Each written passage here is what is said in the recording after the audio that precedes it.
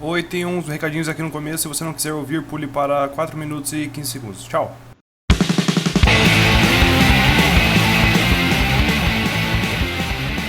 E aí, pessoal, bem-vindo à Roda Punk, mais Isso uma vez. aí. Hoje aqui uma sessão de recadinhos, a gente já tá testando um programa novo aqui pra gravar, porque vocês vão ver no episódio, vocês vão ver minha voz muitas e muitas vezes, explicando algumas coisas ali pra tentando botar em contexto, porque, bom, pessoas caíram, o meu áudio falhou, deu uma hora que sincronizou tudo o áudio, vixe, teve muito problema nessa gravação, acho que foi a mais difícil que eu já tive de editar, assim. Infelizmente, né, cara? Porque assim, eu acho que foi o melhor podcast até agora e, pô, foi o que mais falhou, né, cara?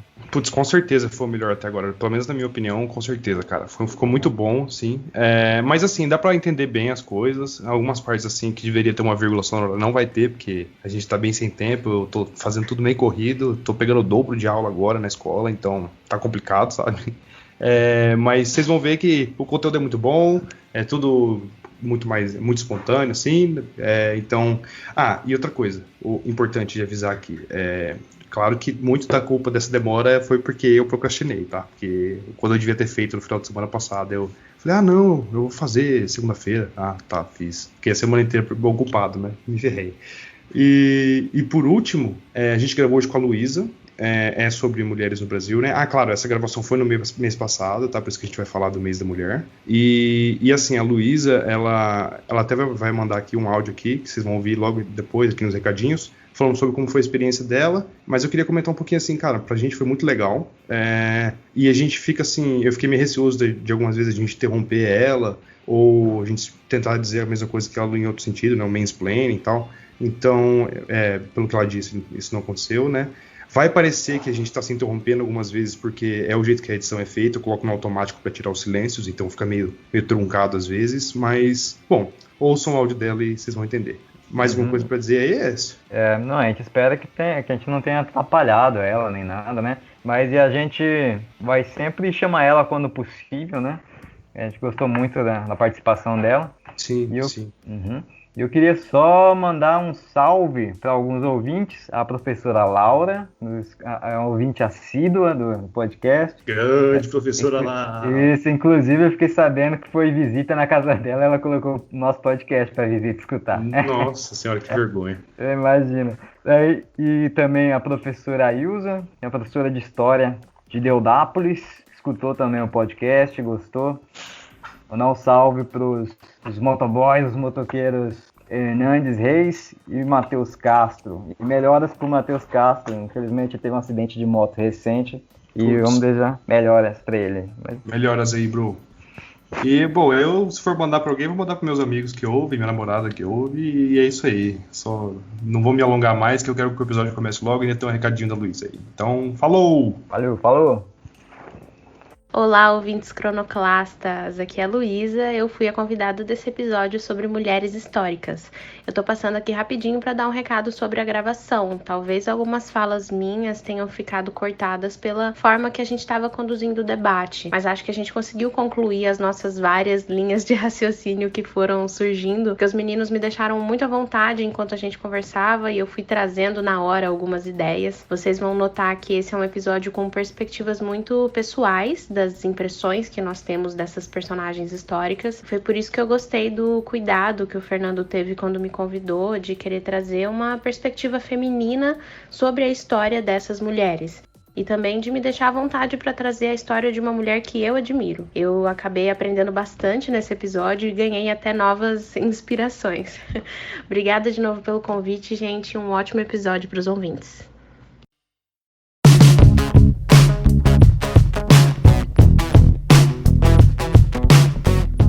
Diretamente das entranhas de Cronos, nós somos os Cronoclastas. Eu sou Aécio Thiago e uma história machista mantém uma sociedade machista. Eu sou o Fernando Vicente e as mulheres vão dominar o mundo. Eu sou o Bruno. Eu sou a Luísa e 8 de março não é dia de festa, é dia de luta. Isso, ótimo. A Luísa veio aqui gravar aqui com a gente hoje, aqui no mês da mulher, né? A gente tava gravando aqui só 3 machos aqui, não dá, né? Tem que chamar uma representante aí da causa ou das visões femininas, né? Então a gente chamou a Luísa aí, que é uma amiga minha, eu fiz direito durante um tempo ali, estudei junto com ela, ela é muito, muito inteligente, muito estudiosa, assim. A Que menina que, isso. assim... Não, você é de verdade. Ela produz muito conteúdo também, ela tem um podcast, né? Depois ela pode falar um pouco mais sobre isso. E é isso aí, a gente vai conversar hoje sobre o que é, Écio? As mulheres na história do Brasil, nós vamos tentar demonstrar que tem mulher na história do Brasil, poxa, né? Parece que a gente passa pela escola e a gente só escuta falar dos homens, né? Daqueles homens políticos, líderes e etc e tal. Mas cadê as mulheres nessa história? Será que elas não tiveram história? Então, inclusive eu queria perguntar já pra Luísa se ela lembra de ter visto na sala de aula alguma mulher na história, assim, nas aulas de história. Então, bom, primeiro prazer, ouvintes do Cronoclastas, meu nome é Luísa, eu tenho 24 anos, eu sou advogada, mas paralelamente como hobby, eu tenho também alguns projetos na área da comunicação, eu faço uns vídeos ali bem informais no meu IGTV e faço parte de uns podcasts também, e fiquei muito feliz com esse convite e também com esse tema, que eu acho muito importante. Sobre a sua pergunta, assim, quando a gente tá na escola, quando você é uma menina e tá na escola, a gente cresce com pouquíssimas referências de mulher nas aulas em geral, né? Não só de história, se a gente parar pra pensar. Nas aulas em geral, as referências são geralmente bem masculinas. Então, toda vez, nas poucas vezes, que aparece alguém ali dando as caras sendo mulher, já é muito impressionante pra gente, sabe? E aí, eu lembro que as poucas vezes em que apareciam algumas dessas referências, eu já prestava muita atenção pra ver quem era essa mulher e o que ela tinha feito, assim. Sim, só pra você ver como é que é importante, né, esse reconhecimento, né, você ouvir a história de uma outra mulher, assim, porque eu lembro de ter feito estágio, né, na faculdade de História, e ter conversado com uma professora de História, né, e perguntei, assim, como é que é a sala de aula, como é que são os alunos, né, e ela comentou que os meninos parecem se importar mais com História. Daí eu perguntei pra ela se ela tinha tentado uma perspectiva de uma história das mulheres, pra falar mais das mulheres, e ela disse que não tinha feito, não tinha pensado nisso, né. Aí fica a ideia mesmo, como é que as meninas vão se importar com a história, se elas não veem elas na história, né? Sim, e até, assim, pensando nisso, até dentro da sala de aula, porque eu tive muitos professores homens também, em sua maioria, né? Apesar de que tem aquele estereótipo da professora de criança, mas quando você vai ficando mais velho, quando você chega no ensino médio, você vai vendo menos professoras mulheres. E assim, essa relação de estudo e atenção na sala também está diretamente ligado com a admiração, né? Quando você admira bastante um professor, você presta até mais atenção naquela aula. E eu me lembro, assim, de notar muito como no ensino médio, que foi a época que eu mais tive que estudar, né? Eu tinha pouquíssimas mulheres dentro de sala de aula me ensinando, me passando conhecimento. Ô Lu, então agora eu vou te fazer uma pergunta também, assim, eu quero, se você lembra alguns nomes, assim, de mulheres que vocês viram na história, assim, pra gente talvez começar falando sobre eles, assim. Olha, eu lembro, tiveram poucas nas aulas de história e eu acho que isso até vai variar de professor para professor, de colégio para colégio, mas uns que me marcaram um pouco mais, eu lembro que como nas aulas de história tinham poucas referências, quando eu chegava nas aulas de literatura tinha um pouco mais. E eu lembro que na época eu me interessei bastante pela época que a gente estava estudando da Semana de Arte Moderna, que tiveram ali, que já era um movimento que parecia ser meio revolucionário por si só, que já é um pouco do meu interesse. E aí ali eu lembro de dois nomes assim que apareceram um pouco mais, que foi da Anita Malfatti e da Tarsila do Amaral. E na história em si, assim, você ouviu quem? Princesa Isabel e tinha só? Um clássico, né? Princesa Isabel. Eu lembro que das guerras, assim, do Brasil, às vezes apareciam alguns nomes, assim, do Nordeste. Tem uma mulher do Nordeste, né? Que é Maria famosa. Quitéria. Tinha uma outra também, que tipo, era ela e o marido dela, do Nordeste. E tinha aquelas, enfim, dentro de guerras também, né? Regionais. E Princesa Isabel, clássico. Agora de cabeça eu nem me lembro de outras, sabia? Assim, da história do Brasil, eu não me lembro de cabeça de outras. Não, mas a pergunta é justamente pra gente ver isso, como a gente vê pouco, né? Não, a referência é pouquíssima, assim, e olha que eu tentava prestar atenção. Sempre tem que trazer um pouco mais essa história, né, cara? Porque acaba invisibilizando, né? Muito. Isso acaba também tirando um pouco da ação das mulheres, né? De ver a sua história, ver como é que ela tá sendo e saber como combater rever as injustiças, né? Reconhecer como está sendo feita essa opressão, essa invisibilização e fazer alguma coisa para mudar, né? Isso até para os meninos da sala de aula começar a repensar a sua forma de ver, né? Quer ver? A gente tava falando de personagens, né? Acho que uma das personagens que aparece ainda, assim, é a Maria Bonita, por exemplo, a mulher do Lampião. Eu tinha comentado no Nordeste. Eu tava tentando lembrar, era exatamente ela. Ah, isso. Não, quem aparece mais são essas mesmo. E assim, e quando aparecem, nem sempre é exatamente aquilo que aparece, né? Por exemplo, a Princesa Isabel. A Princesa Isabel, a gente até perguntou pra Luísa antes, ela sabe, assim, das discussões que tem depois, assim, as críticas à Princesa Isabel. Né? A gente tem toda aquela visão da escola de, quem libertou os escravos, era a salvadora, que alforriou todos, mas não foi bem por vontade própria, assim, né? Então, né, Fernando, isso que vocês estão falando me lembra de um problema que é geral, assim, na construção da história escolar, né? Porque a gente tem aquela perspectiva clássica, né, de história da escola, que é uma história que conta sobre os grandes nomes do passado, que geralmente fala só sobre os homens, né, na história, os reis, enfim, os malucos assim que fizeram coisas que para a didática da história na escola, né, para construção do livro, não sei o quê, livro didático era importante, considerado importante. Então, e assim, Bruno, relacionadas à política, né? Aí surge pode falar. E desculpa te interromper assim, mas assim, isso acontecia muito também porque as mulheres não tinham espaço na sociedade, então era muito difícil elas ascenderem até um posto como esse, né, que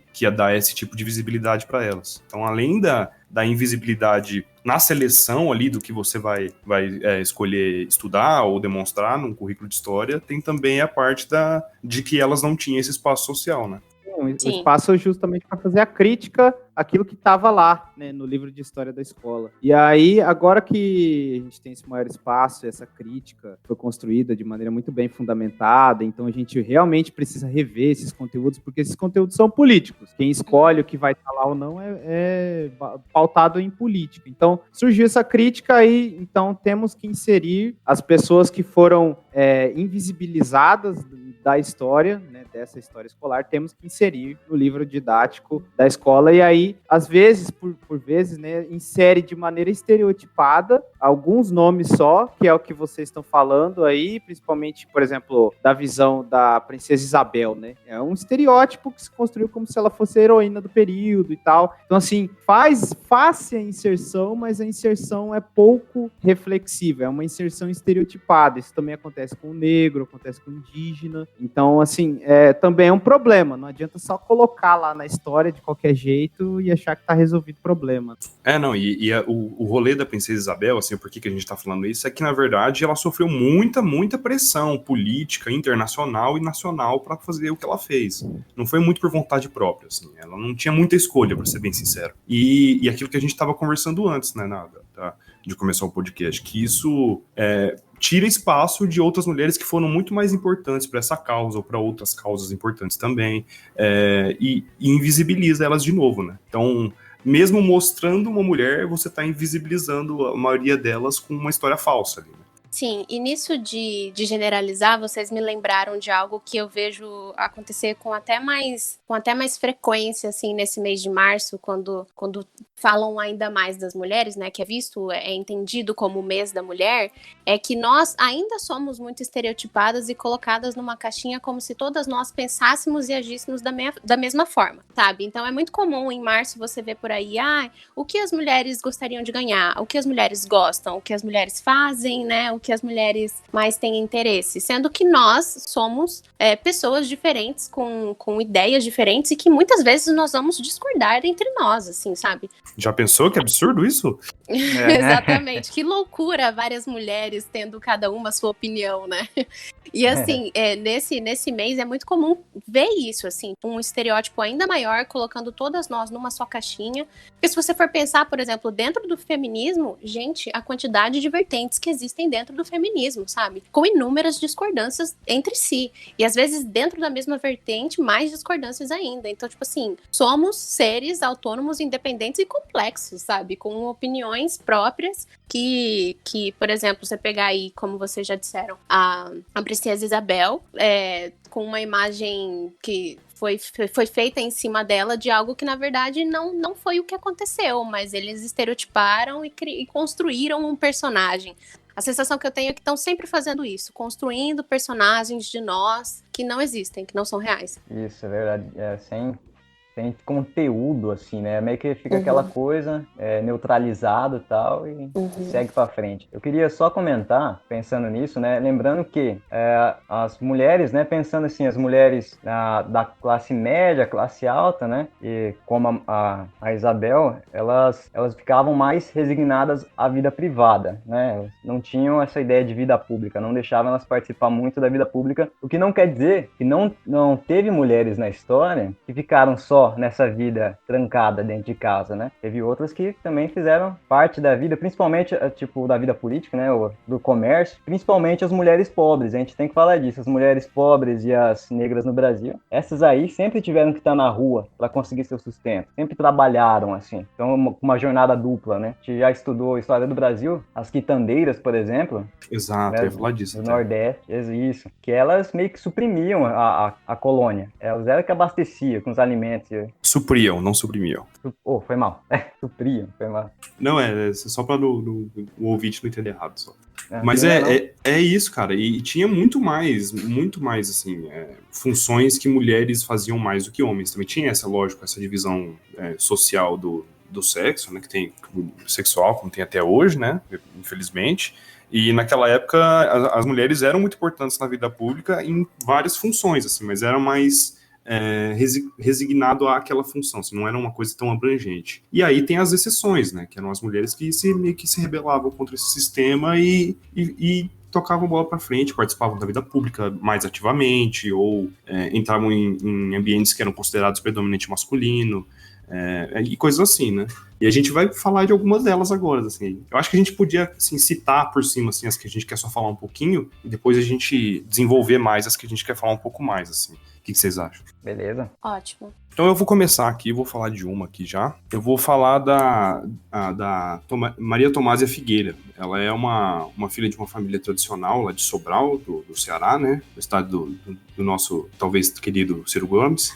E depois ela se casou com um abolicionista, o Francisco de Paula, e ela não queria só levar aquela vida de mulher ali, de vida... Como é que diz? Quando cuida da casa? Doméstica. Isso. Lar? Isso, essa vida doméstica, essa vida do lar, assim, ela queria botar pra frente esses ideais dela. Então ela começou uma sociedade ali de mulheres que lutavam pela alforria de escravos, né? E elas compravam, ela conseguiu várias mulheres influentes ali junto com ela, acho que 22, e elas iam lá e compravam escravos e alforriavam eles, faziam grandes petições e pressão pública para alforriar alguns escravos. Então elas lutaram muito, muito assim mesmo por essa causa. E aí que eu falo, por exemplo, uma mulher dessa não aparece na história e a Isabel, que fez meio a contragosto ali, aparece, entendeu? É isso que deixa a gente um pouco ressabiado às vezes. Isso. Porque a mulher branca, assim, e também o Brasil sempre teve a ideia de manter as coisas como estavam, né? Estranhíssimo isso. Oi, pessoal. Então, pra variar, aqui deu uma travadinha, né? Mas a gente já tá resolvendo isso, a gente vai começar a gravar por outro programa agora pra ver se para de acontecer isso. Bom, mas o que eu ia dizer aqui, eu ia falar um pouco sobre a Maria Quitéria. A Maria Quitéria, ela foi como se fosse a Joana d'Arc brasileira. Inclusive, essa comparação existe, ela acontece bastante. Porém, tem uma grande diferença entre as duas, assim, na minha visão. A Joana d'Arc, ela era muito mais focada na religião, né? Ela era muito mais um símbolo religioso do que a Maria Quitéria era, né? A Maria Quitéria, as semelhanças entre elas seriam que a Maria Quitéria, ela se fingiu de homem para entrar no exército, ela desafiou vários dos estigmas na época, porque ela foi a primeira mulher a entrar no exército, então ela com certeza ela tem umas comparações assim boas com a Joana d'Arc, mas eu acho que não é a melhor, justamente por causa disso que eu disse, que ela não era tão focada na religião, ela era uma pessoa religiosa até onde eu vi, mas ela não era tão focada na religião. No dia eu tinha dito mais coisa, mas eu tô editando bem depois e esqueci. Desculpa, tá, pessoal? É nóis. Logo depois também, vocês vão conseguir perceber bem como isso aí não tá dando muito certo. Já vai ter outra parte ali que vai estar travando. Então, eu não lembro exatamente o que levou a essa discussão, mas a gente entrou na discussão agora sobre como como algumas pessoas que são membros de minorias, quando elas se destacam de uma maneira que não é a convencional ali, que é estudar, sabe, se formar, tentar uma vida assim, tipo, entre aspas, digna, e vai mais pelo um caminho mais confrontoso, né? Essa pessoa acaba sendo vista de outra maneira, né? Ela acaba sendo depreciada na história. Então é mais ou menos isso, tá? Desculpa, também não lembro de tudo que a gente discutiu no dia. Cara, eu sei pouquíssimo, né? Eu sei isso aí que você falou, mas eu sei que tem algumas pessoas meio conservadoras até, sabe? É uma pessoa que eu sou... Que é um que conseguiu estudar, eu não vou lembrar o nome, sinto muito. Conseguiu estudar, acho que cursar direito, algo assim. Aí falando, ó, Zumbi dos Palmares, ele matou gente, não sei o que lá. Meio que, né, jogando de um cara violento, né? Fulano de tal, foi um cara educado, se formou advogado, não sei o que lá. Cara, uso da causa, né? Você não precisa... Isso, exato, pô. Tipo, só porque o outro era um cara, teoricamente, da ordem, né? Como se o cara estivesse na ordem, jogar contra o outro, que é um cara, digamos assim, mais de combativo, né? De libertação, né? Mas não tem nada a ver, os dois foram importantes pra história. Quando você tava falando, eu até lembrei da história do Machado de Assis, né? Que ele é representado como um cara branco, muitas vezes ele era um negro, né, cara?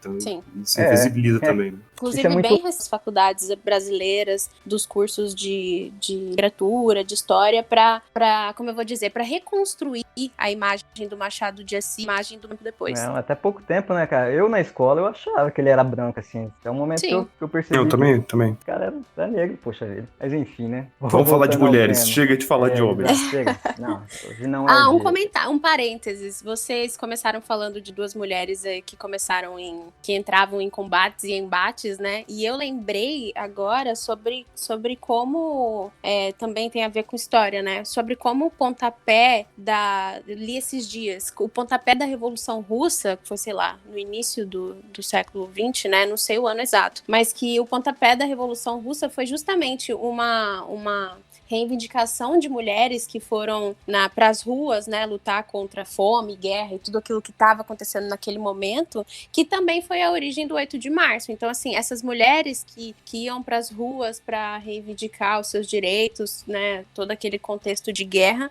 que foram não só o pontapé de uma revolução, mas também o início dessa demanda que hoje é visto como 8 de março, assim, né, que olham para essa data muito como uma data comemorativa de festa e chocolate e flores, mas na verdade ela tem uma origem operária, assim, né, por direitos trabalhistas, direitos sociais básicos, e é por isso que a gente precisa hoje ainda olhar, eu tenho esse ideal, né, de ainda olhar como uma data de busca de mais demandas, né, porque a gente avançou minimamente, um tanto aí, mas o que falta, né, avançamos quanto e o que nos falta, é uma das perguntas que eu tento sempre me fazer. Não, essa sua fala é bem importante, assim. A gente tem que ver que tem muita gente que, não, eu levo flores pra minha mulher e falo Feliz Dia das Mulheres, tal, mas não, o mais importante não é isso, é ouvir, dar voz e ouvir, né?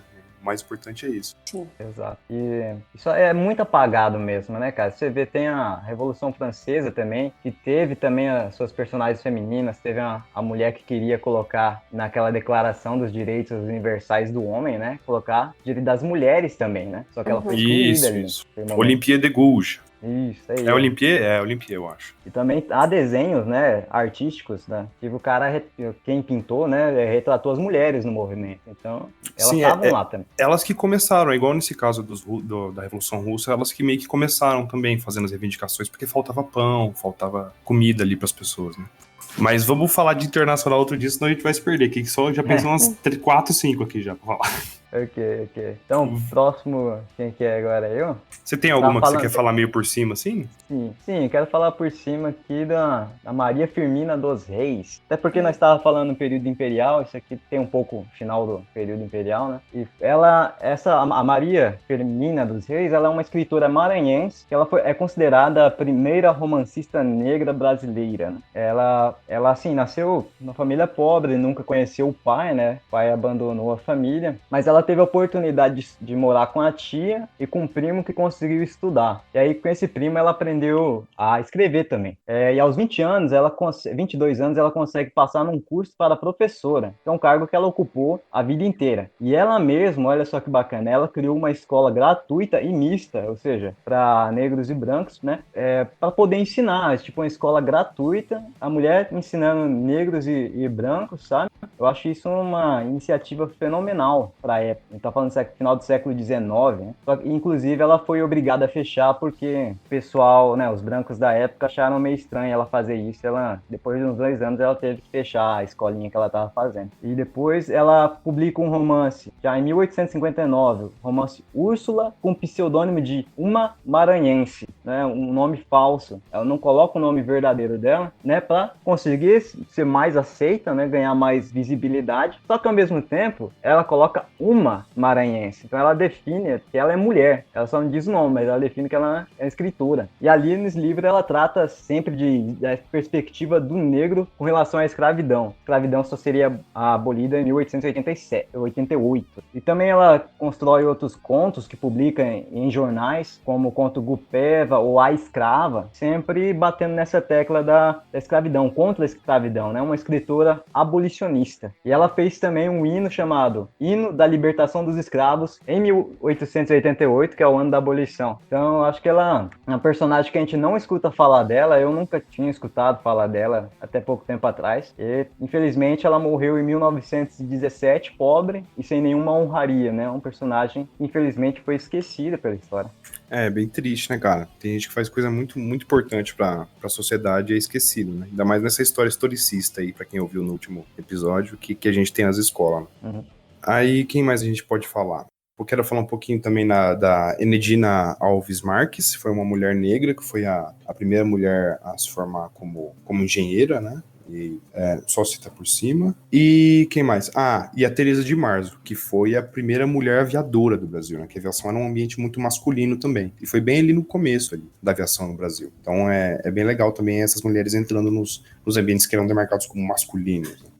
Sim. E futebol também, né, cara? Só comentar brevemente, cara, futebol, entre 40 a 70, tinha um decreto que a mulher não podia jogar futebol, cara, no Brasil. Nossa, não sabia disso. Sim. Não que elas não jogassem assim, né? Mas que era proibido sabe? Porque tem toda essa questão, falar que a mulher tem pelo corpo, que ela tem de gerar filho, né? Que se ela levasse uma bolada na barriga, ela ia ficar infértil, não sei o quê, bibibi, blá. E aí você vê, né, cara? Como é bizarro uma história dessa, impedir as pessoas de jogar futebol. E aí depois não reclama, né? Tem gente que fala que futebol feminino é pior, não sei o que lá, mas, pô, nada a ver. E nem se compara também o tempo que os homens jogam, o tempo que as mulheres jogam, né? E ainda assim a gente tem aí hoje Marta sendo, sei lá, ela é maior, ela ganhou um título recentemente, né? Maior artilheira, alguma coisa assim. Então, assim, mesmo com leis proibindo que elas jogassem e uma situação completamente incomparável, ainda assim a gente tem mulheres ganhando liderança nesse sentido. A Marta acho que é a melhor jogadora de futebol feminino de todos os tempos, assim, ela é realmente pica não, né, porque mulher não... Pica não. Tá vendo aí? Até os elogios que a gente dá são machistas, tá vendo? Não, e nesse assunto não tem como não falar sobre diferença salarial, né, porque assim, esse é só um muito específico caso, mas uma das grandes discussões que rondam a história da Marta é justamente o fato de que ela sempre ganhou muito menos do que qualquer outro jogador homem, mesmo com todo o reconhecimento, mesmo com os títulos que ela ganhou. E, nossa, vamos fazer aqui um programa sobre a Marta, uma entrevista com a Marta, mas ninguém quer aumentar o salário dela.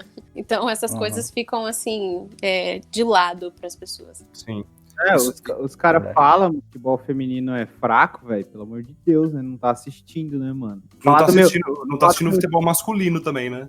Pelo amor de Deus, falar do meu time, do Corinthians feminino, velho. Assim, só pra citar só o básico. O Corinthians feminino ganhou em 2016 Copa do Brasil, em 2017 Libertadores, em 2018 Campeonato Brasileiro, em 2019 Libertadores, 2020 Brasileiro de novo e vindo forte na Libertadores de novo, mano. É um time extremamente competitivo e fortíssimo, velho. A seleção brasileira também é uma seleção competitiva. Só que aí a gente tem aquela dificuldade da base, né? Porque é aquilo que vocês estavam falando, da questão do investimento no esporte, na verdade, a carência de investimento, né? A carência de espaço, e aí você tem uma base fraca e você tem uma dificuldade de substituir essas jogadoras que, querendo ou não, assim como todas as pessoas, vão ficando velhas com o tempo, né? Então você tem dificuldade de substituir essas jogadoras mais da velha guarda por jogadoras jovens que também têm muito potencial. Então, assim, fica difícil nesse sentido, fazer com que o futebol feminino fique mais competitivo, porque falta mesmo espaço, falta investimento e tal, mas mesmo assim, mesmo com essas dificuldades, existem equipes femininas,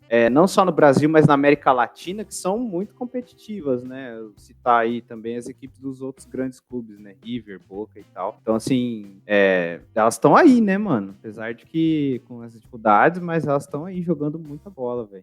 Eu só lembrei de um negocinho que a gente tava falando, você tava falando, qual que é o nome da escritora maranhense, ou Aécio? Maria Firmina dos Reis. Isso, que você até falou que ela usou um pseudônimo e tal, isso é uma coisa que acontece até hoje em dia, né? A J.K. é justamente porque ela não queria que soubessem que ela era uma mulher, né? É verdade, isso aconteceu mesmo. E também a escritora do meu mangá favorito, anime favorito, né, do Fullmetal Alchemist, ela mudou um pouco o nome dela pra parecer que o nome dela era homem, sabe? É um nome bem parecido, os dois nomes, ela só colocou um nome parecido com um homem, um pseudônimo, porque ela achou que ninguém ia querer ler o mangá dela se ela fosse uma mulher, né, aparecesse o nome de uma mulher na capa. E é o melhor mangá, o melhor anime que eu já vi. Foda, hein, mano? Você falou de pseudônimo aí, vocês citaram o Olympe de Gouges lá, é um pseudônimo também, o nome dela não é esse. Agora eu não lembro o nome dela qual é exatamente, mas é sobrenome Gouges também, acho que sei lá, Maria, sei lá, mas não é Gouges, sei lá, mas o Olympe de Gouges não é o nome dela, é um pseudônimo também. O nome dela não é esse mesmo. Eu não vou lembrar qual que é de cabeça, não, mas não é esse mesmo, não. E eu lembrei de uma polêmica que apareceu na televisão recentemente, que as Olimpíadas, né? As Olimpíadas, ela tem um sistema de que a mulher tem que provar que é mulher, algo bem estranho, assim, pra poder participar. Se der lá que ela tem mais hormônios de testosterona lá, ela não pode participar. Uma bizarrice dessas. Hoje em dia também tem toda essa discussão de gênero muito mais forte, né? De gênero fluido, de gênero não binário, de tudo quanto é tipo de gênero, que até fica difícil de você encaixar as pessoas em quadradinhos, né? Sim, tem até, assim, alguns movimentos, igual eu falei aquela hora sobre todas as subdivisões dentro dos movimentos, né? Tem algumas pessoas dentro dos movimentos que acreditam que deveria parar de ter... É uma discussão, porque, assim, tem gente que diz que é importante você levantar uma bandeira, dizer, eu sou lésbica, ou eu sou bi, ou eu... né, qualquer outra coisa. E aí você se enquadrar para que outras pessoas saibam se identificar também. E aí tem uma outra vertente que diz, olha, vocês estão criando muitas subdivisões, vamos olhar para nós, assim, de uma forma um pouco mais... porque genérica não é uma boa palavra, mas de uma forma mais... unificada. De certa forma, assim, tipo, vamos construir um movimento mais forte, mais unido, dentro de uma só subdivisão, sabe? Tem gente que é um pouco contra, assim, essas muitas definições, né? O LGBTQIA+, tem criado cada dia uma nova sigla, e algumas pessoas acham isso muito complexo, outras pessoas acham isso necessário como forma identitária, assim, sabe? Não tenho uma opinião muito bem formada sobre isso, mas de fato isso existe, sabe? Existe essas duas vertentes discutindo aí sobre como a cada dia que passa os gêneros estão cada vez mais fluidos. Sim, bom, nesse quesito, né, a luta é a mesma, né? Só que, obviamente, tem as especificidades de cada um, né?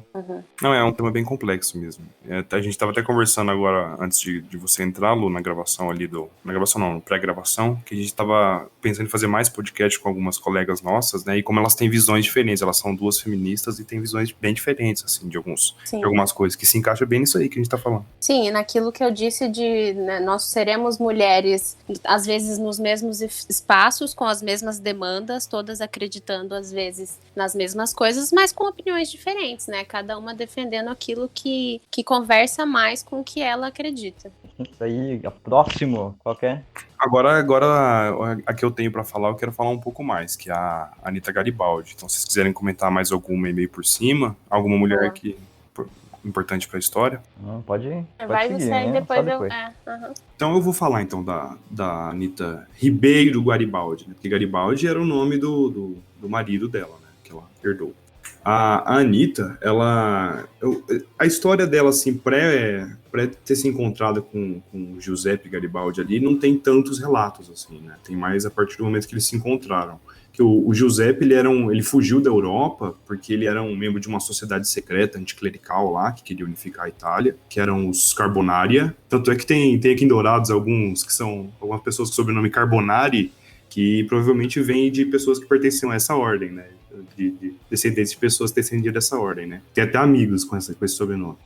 Aí ele fugiu para Tunísia, depois foi para o Rio de Janeiro. E lá no Rio de Janeiro ele conheceu o Bento Gonçalves. E quem conhece um pouquinho ali da história gaúcha, ali do Rio Grande do Sul, sabe da Revolução Farroupilha e da importância do Bento Gonçalves, né? Que era um dos chefes lá da Revolução. E se identificou muito ali com o Garibaldi, né? Com o Giuseppe. E, cara, a história da Revolução Farroupilha, eu lembro que eu morei no Rio Grande do Sul, né, durante 4 anos. E quando eu morava lá, eles comemoram toda a semana do 20 de setembro ali, a Semana Farroupilha, né? Cara, eu zoava tanto eles. Falava, cara, vocês comemoram uma guerra, que vocês tomaram uma surra. Me explica isso, eu não entendo. Não só eles, né? São Paulo também, pô. Eles falam da Revolução de 32. 32, eles perderam também, poxa. Não, mas eu falava meio zoando, assim, até depois que eu comecei a estudar mais história, eu percebi que tem toda uma questão de identidade regional, de rebelião contra um sistema de governo que eles consideravam que era autoritário contra eles, que prejudicava eles, então tem umas ideias legais ali, assim, sabe, eu zoava, mas tem. Mas voltando, então o Giuseppe Garibaldi, ele estava chegando em Laguna, que é uma cidade lá portuária, que na verdade fica na Laguna dos Patos, né, não é no mar. E ele estava chegando nessa cidade de Laguna, que chama cidade Laguna, e ele estava procurando com a luneta, assim, pontos estratégicos, pontos militares, essas coisas, assim, mas isso está nos relatos dele, tá? Ele se encantou, ele parou de prestar atenção em tudo e se encantou com uma bela mulher que estava lá, que era a Anita. Aí ele chegou lá, desceu, e isso também é outra coisa que eu acho interessante de discutir, assim, toda essa discussão da mulher bonita, né, que sempre tem que ser uma mulher bonita, né, pra aparecer na história, parece também. Exato. Pois é, né? É meio estranho, assim, até, não só na história, estranho, né? Até hoje em dia, assim. Sim, não, geralmente sempre busca muito essa ideia da mulher bonita, né, por exemplo, em esportes mesmo, né, parece que mulher no futebol, ela ainda... Pode falar, desculpa. Pode falar, não, tipo, mulher no futebol, ela geralmente aparece ou aparecia mais aí, antigamente, parecendo mais como uma figura mais bonita, né, ou como assim, se ela não continuasse mulher, entre aspas, né? Sim, porque o estereótipo da mulher, ele anda lado a lado com a estética dela, né? Então, ou precisa ser uma surpresa no sentido de, nossa, ela joga bola e é muito bonita. Nossa, ela, sei lá, foi pra guerra e é muito bonita. E isso quando não acaba sendo um símbolo sexual, que é a maior das problemáticas, né? Particularmente, porque se você fala que ela faz algo impressionante e é muito bonita, automaticamente ela se torna um símbolo sexual de alguma forma, sabe? Em algum aspecto. Porque é muito impressionante você fazer com que uma mulher seja tudo isso, né? Nossa, ela é competente e bonita. E se não fosse bonita, também ia diminuir a competência dela, de certa forma. Então, assim, o estereótipo feminino, ele sempre tá andando com a estética da mulher. Porque parece que se não tem um ponto de estética a ser avaliado numa mulher, as outras características importam menos. Acho que um bom exemplo disso aí que a gente tá falando é a Cleópatra, né, cara? Porque a Cleópatra, ela, assim, pros padrões de beleza de hoje, era considerada uma mulher muito feia. Quer dizer, é considerada. A A gente sabe que pelos padrões da época era um pouco diferente. E ela era muito sedutora, mas ela também era muito inteligente, ela era uma grande líder e tudo isso, né? Ela usava a sedução, inclusive, para se aproveitar de situações políticas, né? E ela começa a ser retratada sempre como uma mulher bela, com os nossos padrões de beleza, assim, linda, maravilhosa. E não era bem assim, né? A maior qualidade dela, assim, não era a beleza, era muito mais a inteligência dela, né? Sim. Mas voltemos pra Anitta, então. Então, a Anitta, aí o Giuseppe Garibaldi desce na cidade de Laguna, vai conversar com um dos líderes da revolução lá e descobre que a Anitta é filha dele, né? E aí eles se conhecem ali brevemente. A cidade é atacada pelas forças do Império, né? Vou chamar de forças imperiais a partir daqui, apesar de não ser o melhor termo, que remete a Star Wars. E aí as forças imperiais atacaram a cidade, né? A cidade de Laguna, e eles fugiram, né? E ela fugiu junto com eles. E ela ela se destacou muito, assim, a presença dela no campo de batalha, assim, que a maioria das mulheres era um pouco mais, tinha um pouco mais de medo, né, porque não conviviam com essa situação no dia a dia. Mas ela se portou muito bem, assim, ela ajudava a carregar os canhões, ela participou da batalha, da fuga ali, né, então é realmente assim, o que chamam lá no Rio Grande do Sul, chamam essas mulheres mais, como diriam assim, erroneamente bravas, mais que tomam mais atitudes, assim, né, que são relacionadas ao masculino, então elas são faca na bota, né, então ela é faca na bota. Uhum. E aí, cara, eles fogem, né, e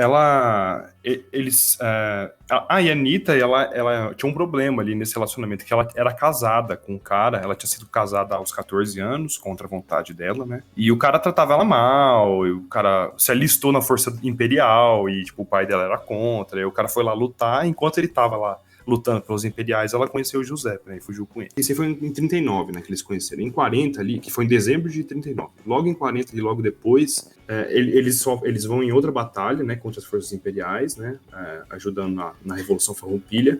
Mas assim, as forças do Giuseppe Garibaldi ali, o exército dele, né, a brigada dele, e também dos Farroupilha em geral, sempre perdiam, né? Isso é uma questão também, eles se apanhavam bastante, né? Até pelo tipo de treinamento que eles tinham e tudo mais, que era bem diferente, né? Então não tinha muita conversa.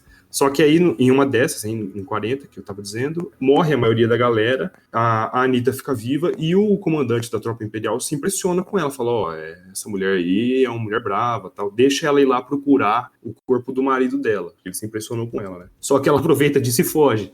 Ela foge a nado, ela nada um rio, ela atravessa um rio a nado lá e foge. E vai se encontrar com o marido dela lá no Rio Grande do Sul, porque ele estava vivo.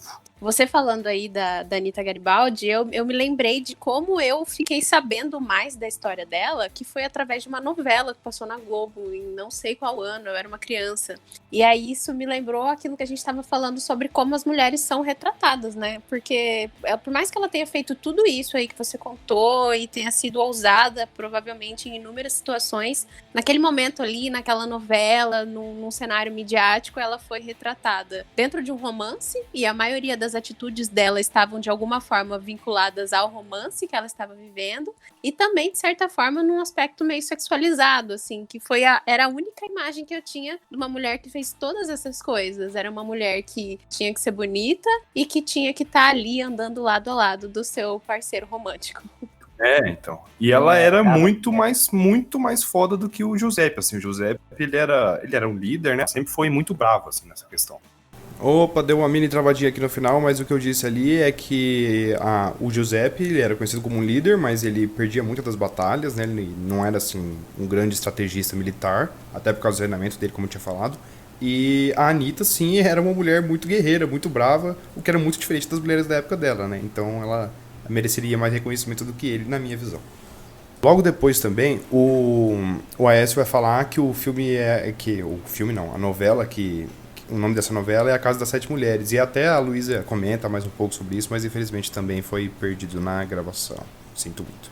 Eu só queria comentar que a novela é A Casa das Sete Mulheres. E estavam escondidos Mulheres na casa deles lá, na casa dos Garibaldi, né? E os exércitos imperiais cercam a casa, né, para prender eles. E a Anitta foge a cavalo com um bebê de 12 dias no colo. Tem até uma estátua desse momento em Roma, se vocês quiserem pesquisar aí, Anitta Garibaldi Roma, tem uma estátua dela segurando uma pistola, louca, assim, e com o bebê de colo e fugindo a cavalo. Assim. Então ela era realmente faca na bota. Que loucura, né? Aí, em 1941, o Giuseppe, achando que a Revolução estava perdida, pediu para se desligar dos Farroupilhas e foi para o Uruguai junto com ela, né? E em 48, já, algum tempo depois, o Giuseppe vai para Roma, ela também, né? Um tempo depois, eles se encontram lá. E aí sim, eles são, incrivelmente, o Giuseppe e a Anitta, eles são mais reconhecidos em Roma do que no Brasil, porque eles participam da proclamação da República de Roma. Eles batalham lá e participam porque a Itália não era unificada ainda, né? Então eles participam dessa batalha, participam muito ativamente, assim. E lá o Giuseppe comandou bem as tropas, pelo que eu vi, assim. E isso faz com que até ela tenha essa estátua dela lá, né? Sim, eu tô vendo aqui, cara, é bem da hora, está. Achei o máximo, eu adorei isso aqui. É bem legal. A Praça Anitta Garibaldi. E isso, tem uma praça com o nome dela lá em Roma, cara, bem legal. Em 49, os franceses invadem a Roma, né? Invadem Roma, os franceses austríacos, e ela foge junto com o Giuseppe. Eu não lembro se é junto com o Giuseppe, tá? Não vou lembrar certinho. Mas eu sei que ela morre de pneumonia, ela tava ainda grávida, ela já tinha 3 filhos, eu acho. Cara, o corpo dela ficou enterrado em lugar, acho que ela ficou enterrada como indigente, não lembro certinho. Mas ela foi colocada na praça, o corpo dela foi enterrado na praça só em 1938. E isso tudo foi em 1849, então, tipo, quase 100 anos depois, né? Então é mais ou menos isso, assim, a história da Anitta, assim, eu acho essa história muito incrível, assim, eu contei ela meio resumida. Tem um vídeo do Buenas Ideias que fala sobre esse Anitta e o Giuseppe, né, que é do Peninha, o cara é muito bom. E, cara, é realmente uma história assim, que me inspira bastante, assim, de mostrar como as mulheres, mesmo assim, sendo o tempo inteiro ditas para não fazer coisas desse tipo, algumas iam lá, se rebelavam e falavam, não, vou fazer o que eu quiser, e foda-se você. Eu tô adorando vocês trazendo essas histórias mais detalhadas de mulheres que eu não conhecia, ou quando conhecia tinha outra imagem, né? Eu adorei que você desfez a imagem midiática e novelística que a Luísa criança tinha e criou da Anitta Garibaldi, e aí você falando dessa estátua, assim, eu achei muito foda. Tenho sentido que eu tô criando novas referências aqui. Que bom, que bom. E a gente aprendeu uma palavra nova aqui, pelo menos pra mim, que é faca na bota. Eu adorei isso. Beleza, então a personagem que eu escolhi pra história, pra gente falar um pouco das mulheres na história, foi a Tarsila do Amaral. É uma pintora bem famosa, ela sempre aparece, né, nos livros didáticos de história para falar do modernismo no Brasil. O modernismo, nós já comentamos inclusive rapidamente em outros episódios, é um movimento artístico do início do século XX que pensava em renovar tudo aquilo que era feito sobre arte. Então tinha muitas regras sobre o que era arte para a sociedade e tal. Essa galera queria renovar, queria transgredir essas regras, né? Então isso vai influenciar tanto a música quanto a engenharia, as pinturas e etc, vários campos, né? E aqui chegou também no Brasil essa ideia de renovar as artes de maneira geral, e a Tarsila do Amaral foi uma dessas representantes. Ela nasceu em Capivari, no interior de São Paulo, em 1886, e ela é filha de uma família da elite cafeeira. Então, é engraçado que ela se tornou uma dandy, né? O dandy, né, no sentido que eu tô falando, é aquela pessoa que nasceu numa família já rica, né? E ela não precisava dividir o tempo dela entre trabalhar e fazer arte, né? A gente sabe que na nossa sociedade o artista, ele pode morrer de fome, né? Mas então, o dandy é aquela pessoa que gosta de viver a arte pela arte, que pode viver da arte pela arte, né? E durante muito tempo ela foi isso, né? Eu vou contar um pouco mais sobre as histórias dela, vocês vão saber disso. Ela nasceu nesse ambiente rural, mas dentro de uma família com forte influência francesa, né? Então a família dela lia literatura francesa, né? Falava um pouco francês, e ela teve essa mistura da cultura rural com a cultura francesa. Em suas memórias, ela diz que ela pintou a primeira pintura dela, um desenho, na verdade, né? Foi uma cesta de flores e uma galinha com seus pintinhos. Daí ela fala que as galinhas com seus pintinhos era a coisa que ela tinha vindo do espírito dela, realmente, né? A temática da vida rural é uma coisa muito presente nela. Por exemplo, o cacto, né? Lá na fazenda dela tinha cactos, e você vê as pinturas dela, geralmente tem um cacto desenhado. Em 1904, ela foi para Barcelona estudar. Quer comentar alguma coisa aí? Eu queria levantar uma discussão aqui, cara. Como outra coisa também que sempre acontece, até por causa do jeito que história é feita e tudo mais, mas geralmente as mulheres que aparecem na história também vêm de famílias abastadas, né?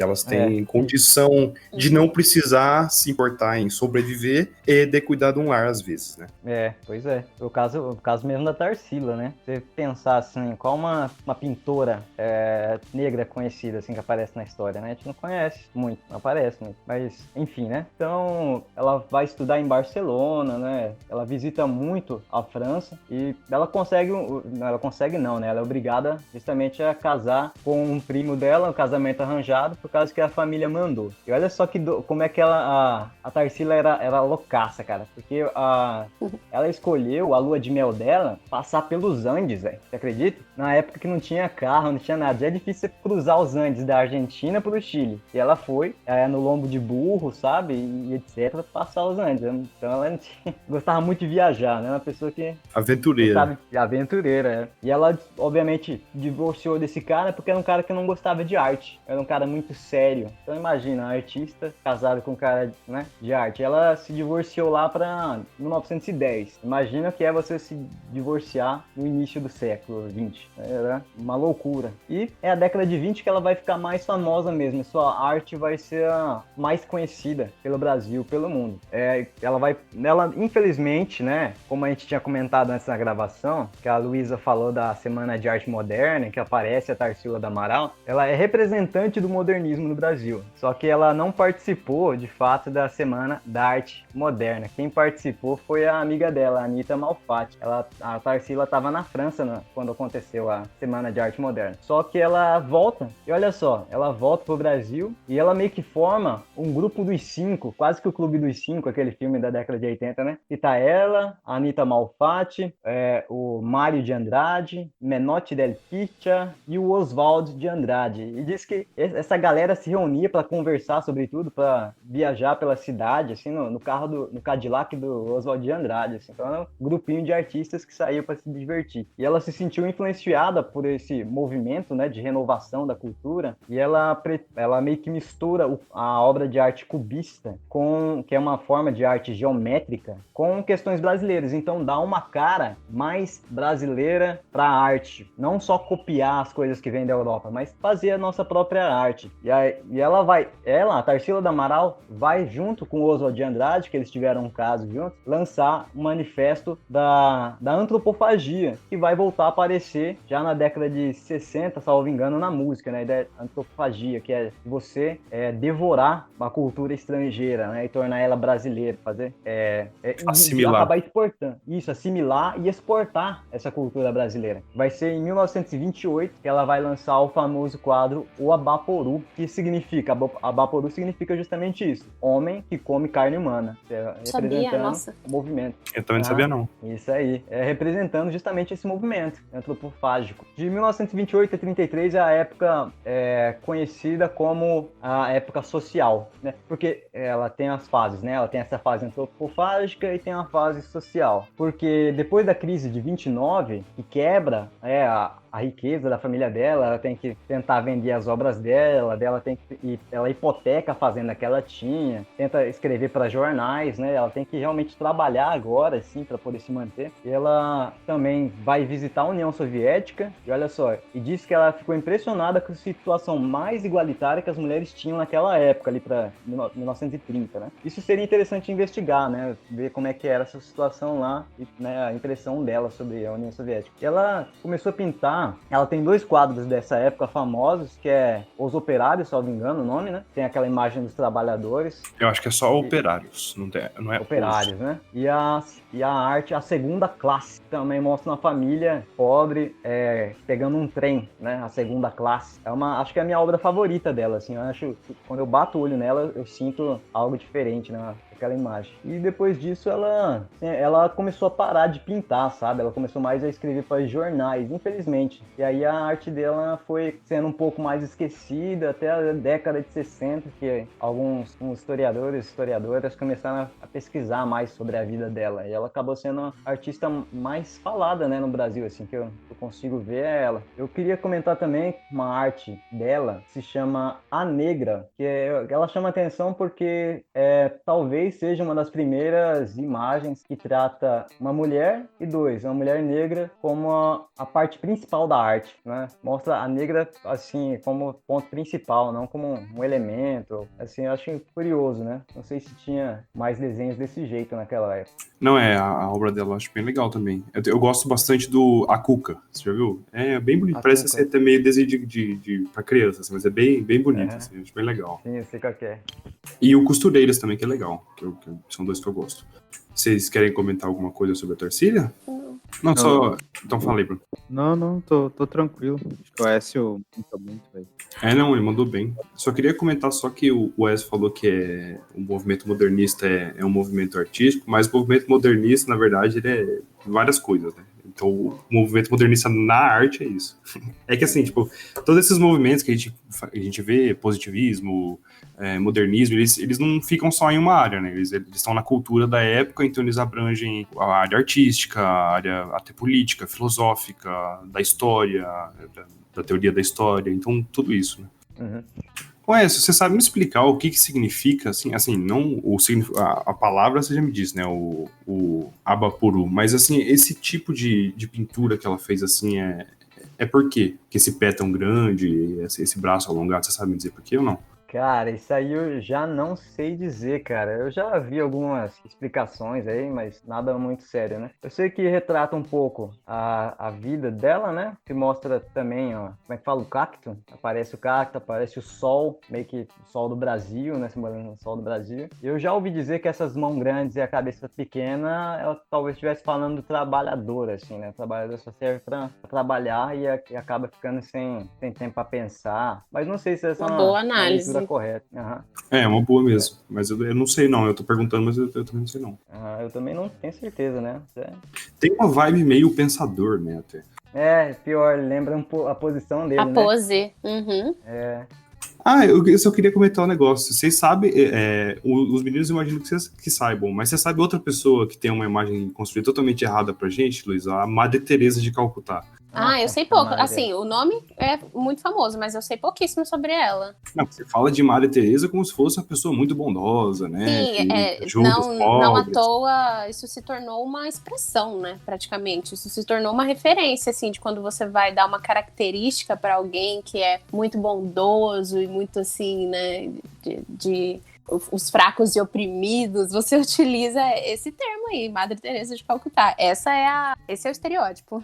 Só que não era bem assim, não. Até por causa da religião, né? E ela era bem conservadora nesse sentido. Ela impunha muito a religião católica nas comunidades que ele ia ajudar. Tem outros relatos de que ela maltratava algumas pessoas, tal. Eu não sei certinho, não quero falar mais para não falar caca. Mas essa parte que eu falei de impor a religião, eu sei que é uma crítica forte a ela. Eu imagino. E pelo que eu me lembro, tá, gente? Talvez não esteja certo, desculpe, mas pelo que eu me lembro, ela impunha, assim, tipo, punições severas pra quem não seguisse o cristianismo, essas coisas meio assim, sabe? Então era complicado por causa disso. Ela não era uma pessoa tão bondosa assim, não. Tem uma vibe meio missionário, assim, da África, né? Aquelas pessoas que vão... Como é aquele termo quando as pessoas oferecem ajuda em troca de uma conversão religiosa? Existe um nome pra isso. Eu não sei não, pra mim isso aí é missionário mesmo. Mas parece ser nesse sentido que ela fazia, né? Eu já ouvi falar um pouco sobre isso. Então, por favor, comecem. Desculpa ter saído do fio da meada aqui. Esse foi um bom comentário.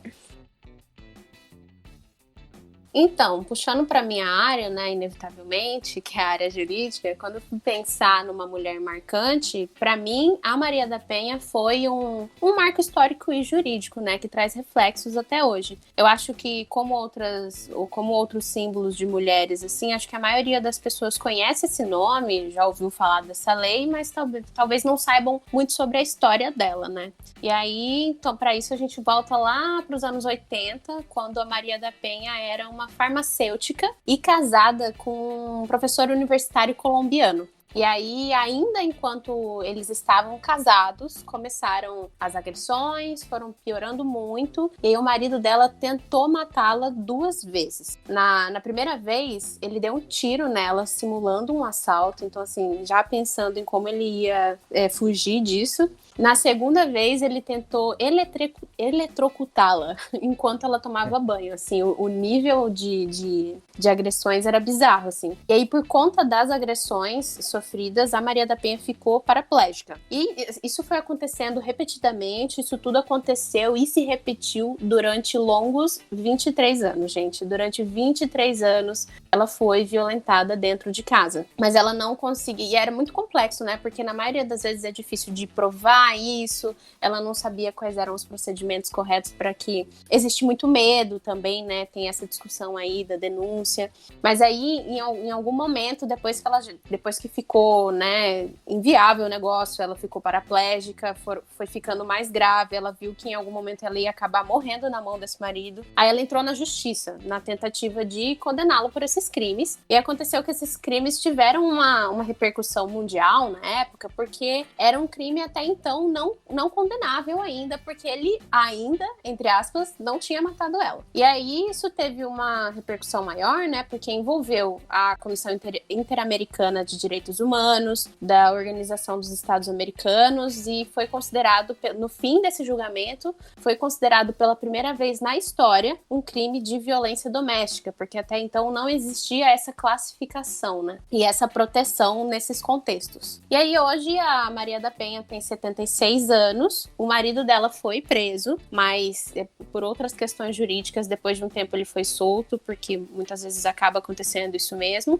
mas hoje ela vive de projetos voltados para a proteção e o combate da violência doméstica, né? Que engloba muitas medidas e existem muitas classificações, né? Existem as violências de relacionamentos, as violências domésticas, especificamente quando acontece dentro de casa, existe as violências de relações íntimas de afeto, enfim. E aí, juridicamente falando, né, particularmente, a maior relevância da Lei Maria da Penha é que, além de todas as garantias que a lei oferece, para mim o mais importante é que ela serve até hoje como premissa, né, e como fundamento para a aprovação de novas leis que vieram depois, que envolvem a proteção das mulheres, que é tão importante. Então, depois dela veio a lei da importunação sexual, a lei dos crimes cibernéticos, porque hoje em dia é muito comum, né, esse conceito, essa situação de vazamento de imagens íntimas das mulheres de forma não consentida, né? A lei do minuto seguinte, que trata das violências sexuais também, do amparo do SUS para essas mulheres que passam por violências sexuais, enfim. Todas essas leis que vieram depois têm como base, como fundamento, a Lei Maria da Penha, né? Principalmente no momento em que elas vão ser aprovadas, essas leis, eles utilizam isso como um argumento, principalmente levando em consideração o tanto que essa lei teve também de reconhecimento mundial, né? O que conta muito. E, enfim, tem sido cada vez mais necessário, né? Todo esse reconhecimento e toda essa evolução nas leis, porque é aquele assunto que eu estava falando lá no começo, quando eu falei do simbolismo do 8 de março. A gente evoluiu? Sim, mas quanto? Porque já tem quase 100 anos que a gente, por exemplo, foi permitida para votar. Isso é excelente, tudo bem, mas a gente também precisa das nossas demandas de agora, né? Tem 2 dados para mim que são completamente bizarros do ano passado, que mexeram muito comigo e tem a ver com esse assunto, e me deixaram pensando no quanto ainda falta para a gente poder utilizar essa data de fato como uma comemoração. Por exemplo, ano passado, mais de 600 mulheres morreram só nos primeiros 6 meses de feminicídio. E o outro é que a violência doméstica cresceu 60% aqui no Mato Grosso só durante a pandemia. 60% é muito, gente. Então, assim, novamente, nós avançamos, mas o que falta pra gente, né? Falta o avanço dessas leis, falta reconhecimento das nossas demandas, falta nós sermos levadas a sério, falta segurança e oportunidade, né? Em todos esses contextos.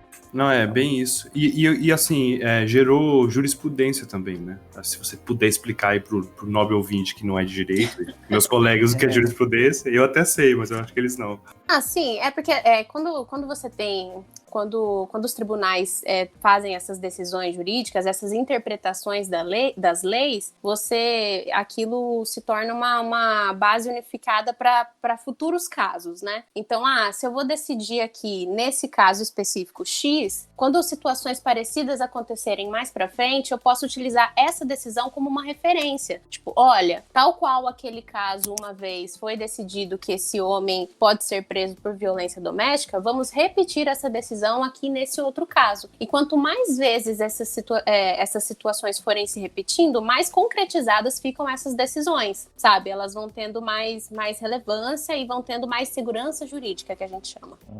Bom, só queria comentar que recentemente, né, o Supremo disse que é inconstitucional o cara querer se defender da violência doméstica falando que é legítima defesa da honra, né? Sim.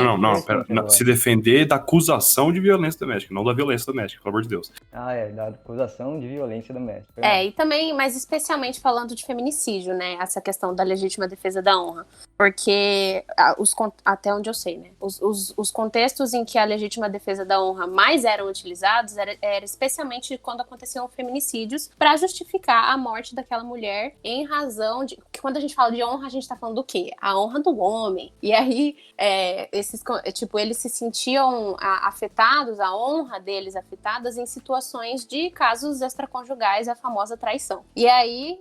então, geralmente... A honra do homem varia mais do que a vida da mulher. Olha que absurdo. Não, é muito louco que isso ainda era utilizado como um argumento, né?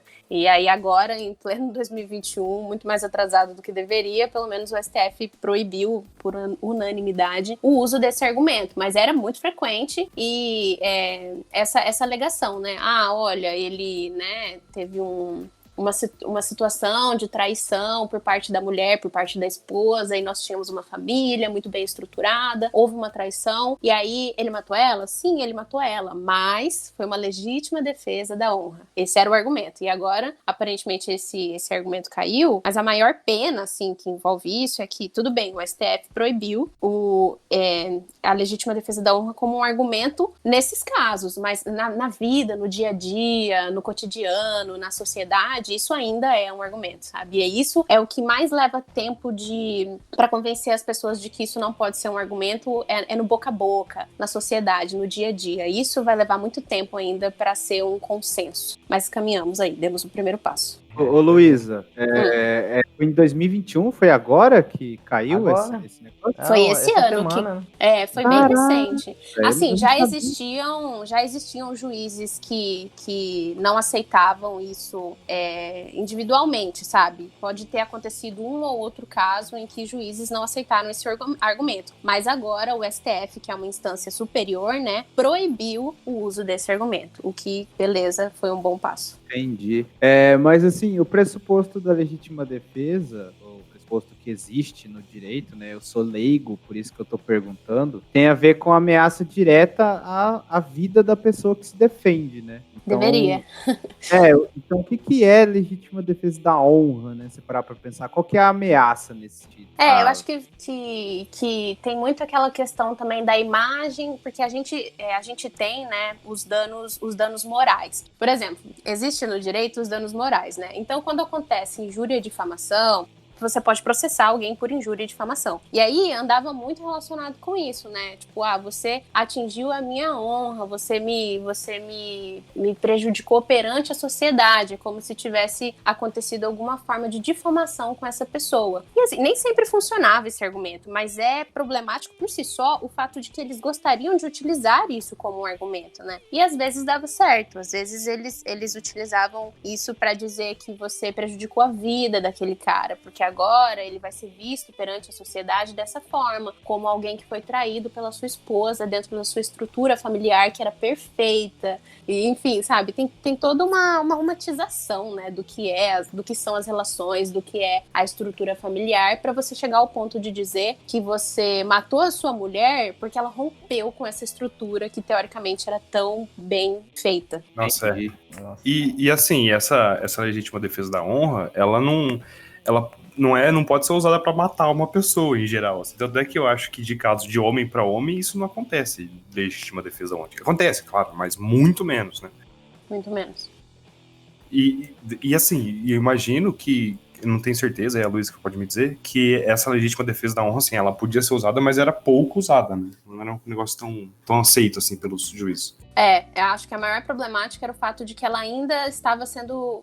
que ainda era permitido que eles utilizassem isso como um argumento, sabe? O mais importante desse passo que a STF deu de proibir esse argumento é de evitar que as pessoas achem que isso pode ser utilizado. E aí, como eu disse, o que ainda vai levar tempo é que isso deixe de ser utilizado no boca a boca, no dia a dia, de você ver no jornal uma mulher morta e alguém soltar aquele comentário na mesa do almoço falando, poxa, mas ela também, né, traiu o namorado dela e tá pedindo o quê também? Então, assim, pra mim, o mais importante é que essas decisões comecem a vir também e se difundir também pro cidadão comum, pra sociedade, pro cotidiano, porque é aí que a gente vai conseguir caminhar mais nesse assunto. Um comentário rapidão, é importante. Diga. Nós, assim, nós os homens, né, cisgêneros, assim, não deixar as pessoas falarem esse tipo de coisa que a Luísa acabou de falar, né? Tá assistindo algum noticiário na TV, fala, a mulher foi estuprada, não sei o que lá. Daí alguém fala, mas também postava foto com saia curta, não sei o que lá. A gente não pode deixar isso acontecer, a gente tem que se impor, bater de frente, falar, não, mas isso não justifica a pessoa ter seu corpo violado só por causa da roupa que ela se veste. Tem que ter liberdade. A gente tem que, porque não basta a gente ficar em silêncio, assim. A gente precisa ter um posicionamento ativo. Sim, tem muito essa discussão da intervenção do homem com os amigos, os brothers. Você chamaria a atenção do seu amigo na frente dos outros? Eu nem sei dizer como é esse contexto, né? De você ser um cara e você tá ali com o seu outro amigo, que também é um cara, e ele faz um comentário muito escroto, e aí você não sabe se você corrige ou não. Eu entendo que exista talvez um momento de refletir se você chama a atenção do seu amigo ou não, mas isso faz muita diferença pra gente. Isso faz muita diferença pra mim, Luísa, que sou mulher, pras minhas amigas e pra todas as outras que estão passando por aquela situação, sabe? Por exemplo, esse ano não. Ano passado teve um caso muito emblemático aí, que vocês possivelmente ouviram também, que foi o caso da Mariana Ferrer. Mariana Ferrer. E qual foi a história dela? Ela foi uma menina que foi violentada, um cara de maneira não consentida tirou a virgindade dela numa boate lá no sul. E aí o que aconteceu? Como o caso repercutiu muito e virou assim um caso nacional, esse foi um específico caso em que muitas pessoas fizeram esses comentários. Ninguém tem certeza se essa menina era virgem mesmo. Mas o que ela estava fazendo lá bebendo naquele lugar de festa? Mas tem vídeos falando que ela subiu pro quarto com o cara. Então assim, toda vez que alguém tenta dar uma justificativa para algo que é errado por si só, a gente perpetua esses argumentos. Eu vou falar por mim, assim, mas eu tenho um grupo de amigos, assim, que eles, assim, eu sou o chato do grupo, assim, eu fico o tempo inteiro chamando a atenção, não fala essas coisas, não, pelo amor de Deus, não é assim e tal. E é muito difícil, Luiz, aquele que falou que não sabe como é que é, eu vou te dizer, é muito difícil, porque é uma batalha diária, assim, são pessoas que você gosta, sabe, são seus amigos, só que você sabe que, assim, tá falando umas coisas que é um absurdo, assim, às vezes, sabe? E você fica... Eu sou o chato, né? Eu não tenho medo de ficar enfrentando e falando, não. Mas eu imagino que pra muita gente deve até cansar, assim, porque a galera para, assim. Sim, o que eu posso dizer, o que eu no meu lugar posso dizer é como isso aos poucos nos ajuda, né, nós mulheres, porque enquanto entre vocês isso for sempre uma chamada de atenção, isso for uma repreensão, pra gente vai ser ouvir uma vez menos esse tipo de comentário. Eu tenho a pergunta lá, que eu não fiz ainda, perguntando sobre, a Luísa tinha falado, né, da legítima defesa da honra, né, que caiu e tal, do STF, mas aí eu tenho uma outra pergunta. Como que você, como profissional, entende a questão do argumento que surge, né, quando acontecem feminicídios que envolvem, por exemplo, vou dar um exemplo grotesco para chegar no argumento. O cara descobriu que a mulher dele estava traindo ele foi lá e matou a mulher. E aí, um dos argumentos para a defesa seria agir de forte emoção, ou agir com forte emoção lá, que é o tal do crime passional. Eu sou leigo, eu não entendo isso. Mas o crime passional, essa coisa de agir sob forte emoção, pode ser usado para defesa desse sujeito, ou ele é usado como um agravante para o crime? Atenuante. no caso. Não atenuante. A minha pergunta é justamente se é usado na argumentação por parte da acusação ou por parte da defesa, entendeu? Se é usado como um agravante para o crime ou como um atenuante, ou se é possível usar das duas formas. Essa coisa do agir sob forte emoção.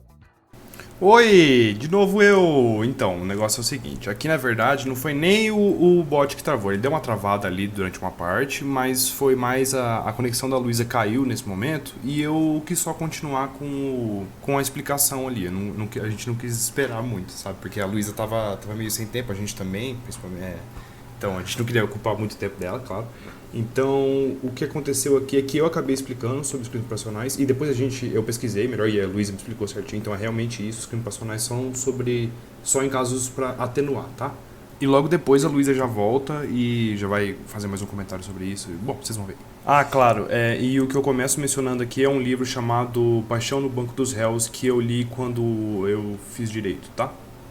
Era sobre crimes passionais, assim. E ele, pelo que eu vi, era muito mais usado. Eu não cheguei a ver nenhuma menção, pelo menos no livro, como acusação, mas só como defesa. Porque a defesa é que, teoricamente, a pessoa, ao ver algo... E que, assim, tipo, crime passional pode ser, por exemplo, um cara matou seu filho na sua frente, você vai lá e mata ele. Isso é um crime passional. Não é só carnal, né? Não é só paixão, né? É crime de amor. Então, por exemplo, o cara perdeu a cabeça ali naquele momento porque aconteceu uma coisa muito absurda na frente dele que ele ficou, ele saiu de si. Então, pelo que eu me lembro, ele podia ser usado só pela defesa. Você me lembrou de um contexto em que isso também às vezes é utilizado, que é aquele polêmico caso do policial que mata um civil, entendeu? E que isso seria utilizado como um argumento para um policial matar um contexto de assalto, por exemplo, de enquadrar isso como um crime passional, porque era uma situação de forte emoção, que era inclusive uma das previsões do pacote anticrime do Moro, em que isso seria um argumento para esses casos, assim, sabe? Principalmente naquela época que estava tendo um número muito alto de mortos na favela e tudo mais, isso entrou como um argumento especificamente para situações de policiais que matassem civis, sabe? Então, eu tenho uma discussão a mais para levantar sobre esse tema da Maria da Penha em si, que é como é difícil para uma mulher sair de um relacionamento desses, né? Porque aquilo que você comentou, né, do medo, né, do cara voltar e te matar, mas nem só isso, também tem toda aquela questão social da mulher não conseguir arranjar emprego depois, ainda mais dependendo da idade, ou ainda mais paraplégico, dependendo da idade, ou a pressão psicológica que o cara faz em cima da mulher, ou tipo, faz a mulher pensar que ela não vale nada e que ninguém vai querer ficar com ela. Eu não sei se você passou por alguma coisa parecida com isso, torço pra que não, Luísa, mas eu imagino que seja bem difícil sair de um tipo de relacionamento desse. Isso é um ponto muito interessante você trazer, até porque você falou da Maria da Penha e até como classificação dentro da Maria da Penha, lá, isso avançou de forma benéfica, foram as novas classificações de violência. Eu acho isso muito importante porque isso é raramente identificado pelas mulheres. Por exemplo, não existe só a violência física, que é a mais genérica. Existe a violência física, a violência sexual, violência patrimonial, que existe muito, que é quando o homem detém os bens da mulher, ou quando ele cuida do dinheiro da mulher, sabe, sem dar autonomia para ela. E a mais importante de todas, particularmente, assim, uma visão minha, que é mais difícil de identificar, é a violência psicológica. Porque eu tenho a impressão que é justamente a violência psicológica que coloca essas mulheres num lugar que permite elas sofrerem todas as outras violências, tanto a física, quanto a sexual, quanto a patrimonial. Porque é uma questão mental, da cabeça da mulher, de não conseguir identificar a situação em que ela se encontra, sabe? Por isso que é muito falho o argumento de que, poxa, se não tava gostando, ela saía dali. Se não tava gostando, ela abandonava aquela situação, ela tomava alguma atitude. Não é simples dessa forma, isso é um argumento muito raso, né? Porque não é simples dessa forma quando você está sofrendo a violência psicológica, quando você é colocada num contexto em que você não consegue identificar essas outras violências. Muitas vezes, falando de situações talvez não tão graves, mas falando das coisas que a gente vive no dia a dia com as nossas amigas mulheres, é você ter que chacoalhar a sua amiga e falar bem assim, acorde, você está num relacionamento abusivo e você não consegue ver. É muito curioso ver uma pessoa cega dentro de um relacionamento e muitas vezes nivelando esses relacionamentos por baixo. Quantas vezes eu ouvi das minhas amigas assim, não, meu relacionamento é excelente, ele nunca levantou um dedo pra mim. A gente não tem que esperar chegar nesse ponto. É igual o negócio da medida protetiva. Você tem que esperar ser agredida pelo seu marido pra pedir uma medida protetiva? Não, cara. Você, no primeiro sinal de ameaça, são deferidas medidas protetivas, frequentemente, entendeu? Até no escritório, recentemente, eu fiz pedido de uma medida protetiva numa ação de divórcio pra um cara que não tinha agredido a mulher dele, mas não importa. No primeiro sinal de ameaça, você tem que pedir uma medida protetiva. E da mesma forma, dentro de um relacionamento, você não tem que usar como critério nivelado por baixo que o seu namorado nunca bateu em você. Não é esse o ponto. Se está acontecendo violência psicológica, você já está dentro de um relacionamento abusivo. Só que é muito difícil de identificar. Então é interessante você trazer isso, esse aspecto psicológico, porque para mim, eu tenho a impressão que é justamente o aspecto psicológico que te coloca num lugar que não te permite identificar as outras violências que vão acontecendo com as mulheres. Aí, que aula, hein, meus amigos? Entendeu? Diferente, né, cara? Não Tava é? pensando aqui, caraca, tem que chamar a Luísa mais vezes pro programa, cara. Que é... Não mano. O bom é que o contatinho do Discord fica aqui, ó. É só chamar, filho. Show, e chamei mesmo, eu amo. Como vocês viram, às vezes eu empolgo, eu faço uma fala meio longa. É isso aí, fala muito bem. Eu vou falar agora da vovó? Da vovó, eu tô adorando. Então tá.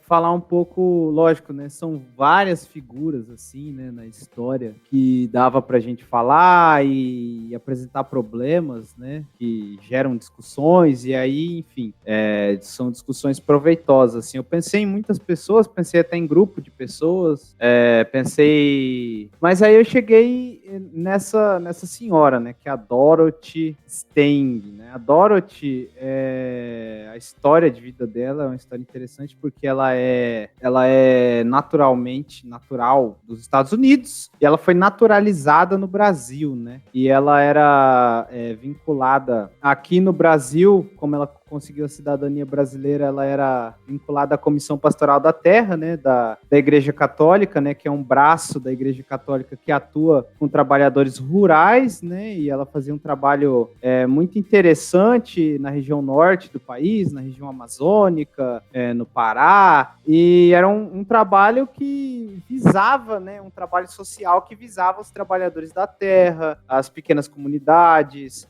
que combatia, né, obviamente, a concentração fundiária e todos os problemas que isso causa, né, a violência no setor rural, né, e a grilagem de terras, etc. Mas ela ameaçava muito os poderosos, principalmente os fazendeiros, porque ela defendia uma reforma agrária que fosse justa para as pessoas, né? Ela defendia, obviamente, os direitos das pessoas menos favorecidas, né, as pessoas, obviamente, que não tinham terra. Então, assim, ela fazia um trabalho social muito interessante nesse sentido e, lógico, que ela representava ameaça, né, para os poderosos. Isso acabou levando com que ela fosse assassinada, né? Ela foi aos 73 anos, que, logicamente, se ela fosse assassinada em qualquer idade seria triste, mas eu acho que é emblemático o fato dela ter sido assassinada com 73 anos, idosa já, porque ela mesmo idosa representava perigo político nesse sentido para os fazendeiros em questão. Então, assim, no ano de 2005, se eu não me engano, ela foi... Oi? Isso mesmo, 2005. 2005 ela foi assassinada por 2 pistoleiros, levou 6 tiros, e aí os pistoleiros foram condenados, mas saíram da cadeia, e o processo continuou rolando em relação aos mandantes do crime, que pegaram penas maiores que os pistoleiros, né? Os mandantes do crime, deixa eu pegar aqui os 2 fazendeiros, né? Pegaram cada qual 30 anos de prisão, né? Eles foram condenados, mas o primeiro dos fazendeiros ele recorreu, foi absolvido e a sentença só foi aplicada e um terceiro julgamento já em 2010. E o outro fazendeiro, né, que foi a figura principal, acredito, né, desse crime, ele foi preso só no ano de 2019, quando o STF tinha revogado um habeas corpus que ele tinha conseguido e que tinha mantido ele em liberdade até então. Lógico que mais se o crime aconteceu em 2005, né, 2019, 14 anos depois aí ele foi preso de fato para cumprir a pena dele já em 2019. Mas é interessante que a morte da Dorothy representa pra gente, lógico que foi uma morte que representou uma comoção nacional e internacional, até porque ela, lógico, é um problema que eu entendo deste caso, né? Não querendo desmerecer, obviamente, foi um caso grosseiro, assim, um absurdo, mas causou comoção internacional porque ela era uma pessoa que possuía cidadania brasileira. Naturalmente, ela é norte-americana, né? Então, isso acabou, lógico, ativista, isso acabou causando uma comoção internacional e que acabou levando o poder público a se mobilizar em relação a esse caso. Mas é interessante que a Dorothy, assim como outras pessoas, né? A gente não pode deixar de lembrar da Marielle Franco, que é uma pessoa ativista, mas também política, né? É interessante que essas pessoas, quando elas cutucam o poder, elas representam perigo a esse poder e encontram a única alternativa para remediar esse perigo é a morte, é mandar matar essas pessoas. Então, assim, isso abre margem para uma discussão interessante, que eu acho interessante, né, que é pensar o perigo que as mulheres representam no campo da política para o poder que está instaurado neste país, né? Não só o poder no sentido da governabilidade, né, das pessoas que se elegem, mas o poder que já enfim, há séculos já comanda este país, né? No caso da Dorothy, ela acabou batendo de frente com uma questão muito problemática do nosso país, que é a questão da extrema concentração de terras na mão de poucas pessoas nesse país. Aí, tá me ouvindo? Agora sim. Beleza. A volta. Eu achei que a Luísa que tava caindo ainda. Fiquei falando, Luísa, tá cortando. Depois eu tenho que editar. Tava no meio da minha fala. Mas é isso, ó, a Dorothy, ela ficou batendo de frente, né, com os fazendeiros, com os latifundiários, que representam um poder não só econômico muito forte nesse país, mas é um poder simbólico também, político e social, né, porque esses fazendeiros, eles, enfim, fazem parte da política, bancam políticos e também eles representam também uma forma de milícia, porque eles se armam de pistoleiros para fazer com que seus interesses tenham valor e os seus interesses geralmente acabam batendo de frente com as vidas de outras pessoas, que foi o caso da Dorothy, mas não é só o caso dela, é o caso também de muitas outras pessoas. Mas, enfim, foi um caso, assim, muito triste, né, porque o trabalho que ela fazia é um trabalho muito interessante e também representa, logicamente, uma dinâmica necropolítica do nosso estado, Exato. Do nosso país, né, da nossa nação. E aí, lógico, eu lembro, né, não posso deixar de lembrar da Marielle, o que foi a Marielle Franco, né, e a forma como ela também foi assassinada. Então essas vozes, elas tendem a ser caladas de maneira lógico, agressiva, assim, que leva a matar essas pessoas, né? O único jeito que o poder encontra de combater essas pessoas que, obviamente, elas fazem um trabalho social muito importante, um trabalho político muito importante, um trabalho também econômico muito importante, porque combate concentração de renda, e elas acabam sendo silenciadas porque não é do interesse dos poderosos que essas pessoas tenham voz e falem, que possam ser ouvidas. Então, acho que é isso que eu queria falar da irmã Dorothy, né? Que, lógico, ela traz em questão um problema também do que é uma pessoa que é naturalizada brasileira, é estadunidense, né, ser assassinada em solo brasileiro, mas também que é uma mulher ativista, né, ser assassinada dessa forma tão grotesca, assim, já em idade avançada, né. Excelente. É muito interessante você dizer isso, do tanto que uma pessoa pode incomodar o poder. Eu penso muito isso e principalmente, especialmente falando da Marielle, porque a Marielle, ela era um caso muito específico porque ela incomodava de muitas formas. Ela era mulher, ela era negra, ela era lésbica, feminista, de esquerda, ela defendia defendia quem ninguém quer defender, porque ela defendia o pobre, o periférico, ela defendia aqueles que iam presos, muitas vezes de forma injusta, e ela tentava desmascarar milícias, né, ali no Rio de Janeiro, que é um foco, é um ponto de foco disso, e todas essas características dela, assim, essa mulher respirava, ela incomodava muita gente. Não à toa, a gente tá até hoje aí sem resposta, né, 3 anos se passaram, temos indícios, quem tem o mínimo do bom senso desconfia do que aconteceu, mas estamos até hoje sem uma resposta específica do que levou a isso, né? Não do que, mas de quem. De quem é o grande mistério. Luísa, uma pergunta. Você pensa que, assim, esse caso ele está sem resposta até agora, porque não é do interesse das pessoas poderosas movimentar respostas em relação a esse caso, porque eu acho que as respostas sobre esse caso vão trazer à tona as caras de muita gente, no caso da política do Rio de Janeiro ali, muita gente influente, né? Muita gente muito política, tem envolvimento com milícia, por exemplo, né? Então, assim, eu não sei como você vê isso, mas eu tendo a ver dessa forma, né? Que esse caso, existe uma força por parte dessa elite política, né? Dessas pessoas que têm envolvimento com esses criminosos, de manter esse caso debaixo dos panos, para que as caras dessas pessoas, né, não venham à tona, né, desses criminosos, das pessoas envolvidas nesse e em outros crimes também, né, que tem a ver com as milícias no estado do Rio de Janeiro, na cidade, mas no estado como um todo, né, e que obviamente tem a ver com o poder público, né, milícia é um poder público, e a gente sabe muito bem, né, como você disse, quem tem bom senso sabe, que as milícias chegaram até o Palácio do Planalto agora, de maneira indireta, foda. Exato, Não, então, exato, é exatamente isso que eu acho, você descreveu perfeitamente. Eu sinto às vezes assim, não sinto, né, mas eu tenho a impressão que não era, a Marielle chegou num ponto que não era só tudo que ela era e não era mais só o tanto que ela incomodava. Às vezes eu tenho a sensação que ela descobriu algo, sabe? Ela soube de alguma coisa que eles queriam muito que ela não soubesse, ela deve ter chegado num ponto muito próximo de desmascarar alguém muito poderoso e aconteceu o que aconteceu, sabe? Mas nitidamente é isso. Muitas pessoas, não é pouca gente não, viu? É muitas pessoas se mobilizando para que isso não seja relatado da forma que deveria ser, para que isso não seja que não seja descoberto quem motivou tudo isso, porque, por exemplo, algumas provas a gente já tem, sabe? Um detalhe muito específico, a bala que matou a Marielle, a bala que atingiu ela e o Anderson, e o motorista Anderson, ela era uma bala que vinha de um lote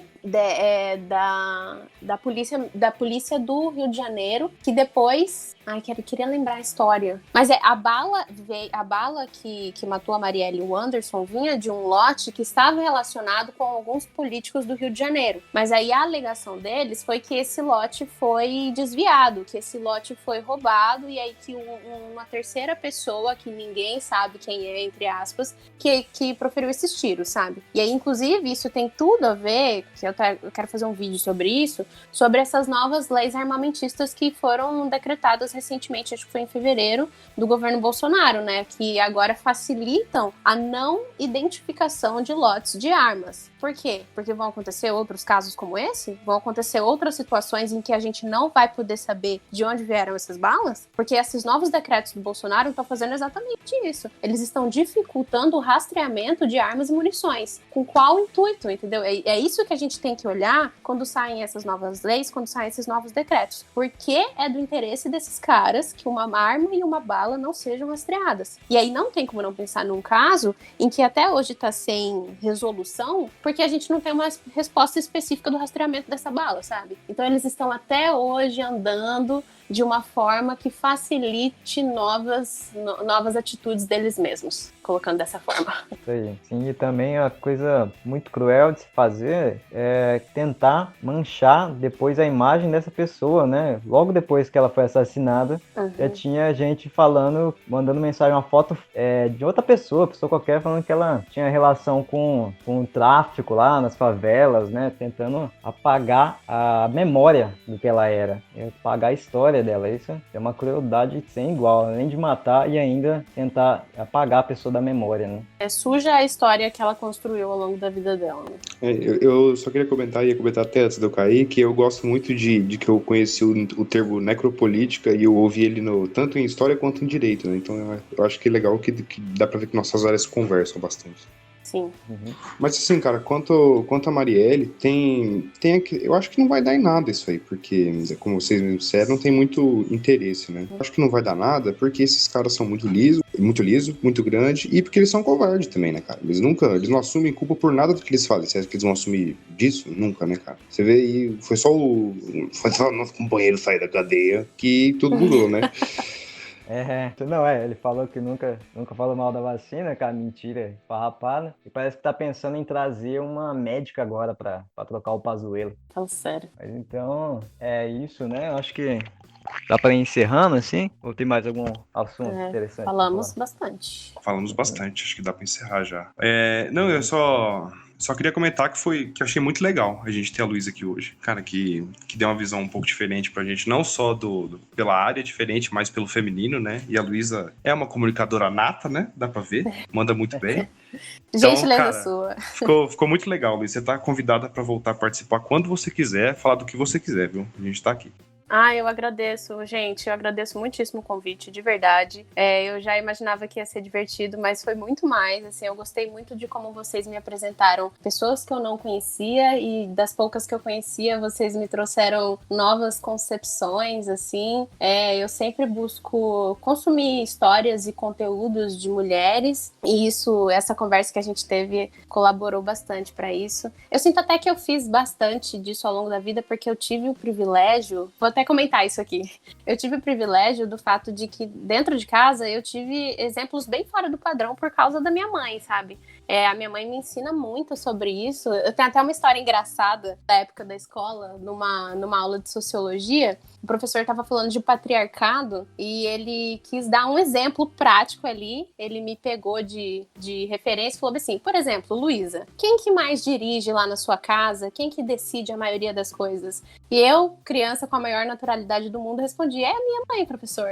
E aí eu quebrei ele um pouco, assim, ele falou, não, eu vou buscar outra pessoa de exemplo. Então, assim, quando a gente fala de mulheres que nos marcaram, nos inspiram, eu gosto de consumir mulheres, eu lembro muito da minha mãe, que pra mim é muito foda ter dentro de casa alguém que ainda é uma referência, e eu espero que a maioria das mulheres possam ter, se elas infelizmente não têm dentro de casa, eu espero que elas possam ter em outros lugares mulheres que também sirvam de inspiração e referência pra elas. Perfeito, isso aí, a gente tá terminando aqui, eu vou dar uma recomendação de um livro chamado Quarto de Despejo, eu não cheguei a ler ainda não, mas eu sei do que se trata, é um diário de uma negra favelada no Brasil, assim, ótima indicação. São Paulo, se não me engano, então recomendo vocês lerem, assim, para entender um pouco mais como é que é a vida de uma pessoa na periferia e de uma mulher, hein? Vocês têm alguma recomendação aí?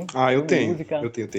Eu até mandei pra Luísa, no dia que a gente tava conversando sobre gravar, é um livro que a gente leu na faculdade, é o África, Brasileiros e Portugueses, século XVI a XIX, que é organizado pelo Roberto Guedes, que é um conjunto de vários artigos, vários não, são alguns, acho que uns 12 artigos bem legais, assim, sobre a história de brasileiros e brasileiras na África, né?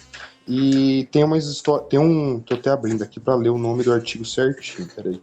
Aqui, ó, o feminino ao leste do Atlântico, verdadeiras vendedeiras, regateiras, peixeiras e quitandeiras, mulheres e trabalho das ruas de Lisboa e Luanda. Então, cara, pra quem gosta que é aquela visão que a gente tava falando, uma visão da camada mais de baixo, né? A gente tava falando no episódio passado dos análises, e ao mesmo tempo das mulheres, né, que trabalhavam lá na África, né? Então, e tem até um relato, eu não sei se tá nesse artigo, de uma mulher que era vendedora de escravas lá, né? Então, elas ocupavam diversas áreas também, era bem legal isso.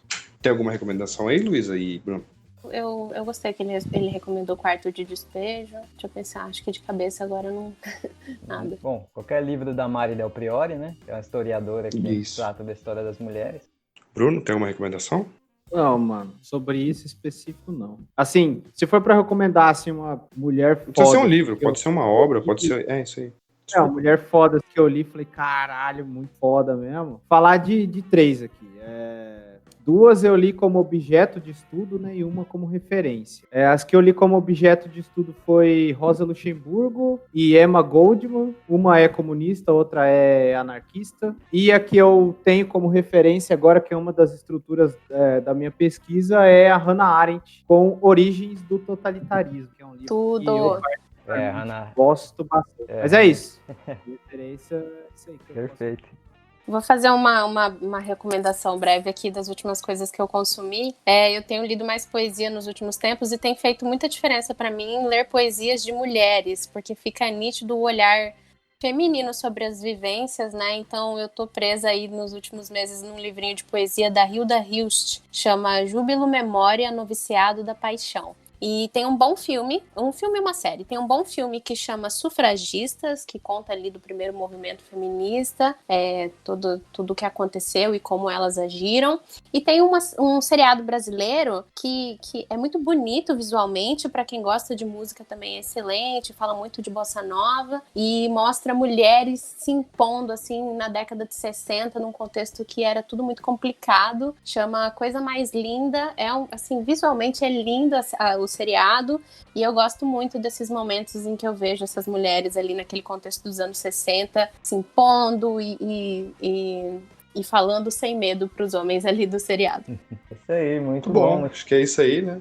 Mas é só... Agradecer os ouvintes. Só lembrando também, aqui que, eu agradecer aos três ouvintes, só comentar que nós aqui, né, nós não estudamos muita história das mulheres, né, perspectiva, assim, nossas áreas, assim, mas a gente quer sempre falar que se você for dar uma aula, você que dá aula de história, começa a buscar um pouco mais como é que era a mulher na época que você vai trabalhar, seja Brasil colonial, no Brasil recente, ou na Grécia Antiga, né, tenta sempre trazer um pouco mais disso para a aula, vai ser muito importante.